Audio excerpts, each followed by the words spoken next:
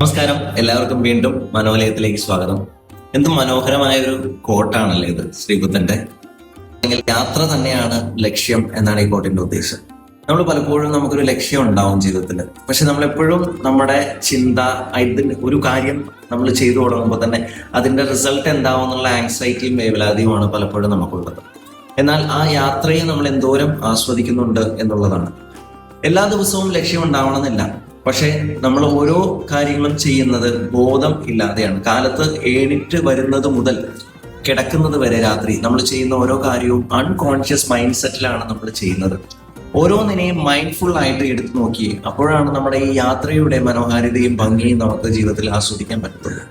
നമുക്ക് എല്ലാവർക്കും ഓരോ ലക്ഷ്യം ജീവിതത്തിൽ ഉണ്ടാവും, പക്ഷേ ആ ലക്ഷ്യത്തിനേക്കാൾ ഉപരി അതിലേക്ക് എത്താനുള്ള യാത്ര തന്നെയാണ് മനോഹരം. അത് എങ്ങനെ എത്താമെന്ന് വെച്ച് കഴിഞ്ഞാൽ വളരെ മൈൻഡ്ഫുൾ ആയിട്ട് ചെയ്യുന്ന ഓരോ കാര്യങ്ങളും ആ പ്രസന്റ് മൊമെന്റിൽ ശ്രദ്ധിച്ചു കഴിഞ്ഞാൽ നമ്മൾക്ക് തീർച്ചയായിട്ടും നമ്മൾ ലക്ഷ്യത്തിൽ ശ്രദ്ധ വയ്ക്കുന്നതിൽ ഉപരി യാത്രയിൽ ശ്രദ്ധ വെച്ച് കഴിഞ്ഞാൽ ഓരോ ചുവടുകളും സൂക്ഷിച്ച് ശ്രദ്ധയോടെ മൈൻഡ്ഫുൾനെസ്സോടെ നമ്മൾ ചെയ്യുവാണെങ്കിൽ ഈ യാത്ര വളരെ ഭംഗിയുള്ളതായും യാത്ര ഭംഗിയുള്ളതാണെങ്കിൽ തീർച്ചയായിട്ടും ലക്ഷ്യം അതിൻ്റെ ഏറ്റവും നല്ല രീതിയിൽ തന്നെ നമ്മൾ ലക്ഷ്യത്തിന് എത്താൻ പറ്റുന്നതാണ് ഈ കോട്ടിലൂടെ പറയുന്നത്.